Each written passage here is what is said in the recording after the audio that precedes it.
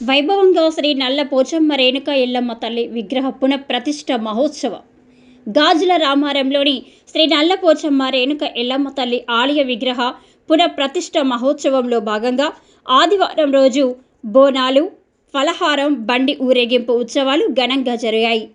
ఈ వేడుకల్లో భాగంగా ఆలయాన్ని వివిధ రకాల పూలతో, విద్యుత్ దీపాలతో శోభాయమానంగా అలంకరించారు. ఉదయం నుంచే భక్తులు భక్తి శ్రద్ధలతో పూజలు చేసి అమ్మవారికి బోనాలను సమర్పించారు. భక్తుల సందడితో ఆలయ పరిసరాలు కిటకిటలాడాయి. బోనాల సందర్భంగా ప్రజలకు ఎలాంటి ఇబ్బందులు కలగకుండా ఆలయ కమిటీ తగు ఏర్పాట్లు చేశారు.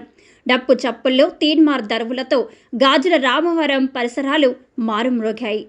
పోతరాజుల వీరంగాలు, శివశక్తుల పూనకాలతో అంగరంగ వైభవంగా పలహారం బండి ఊరేగింపును నిర్వహించారు. ఊరేగింపు సమయంలో ట్రాఫిక్కు ఎలాంటి ఇబ్బంది లేకుండా పోలింగ్ సిబ్బంది దగ్గరుండి పర్యవేక్షించారు.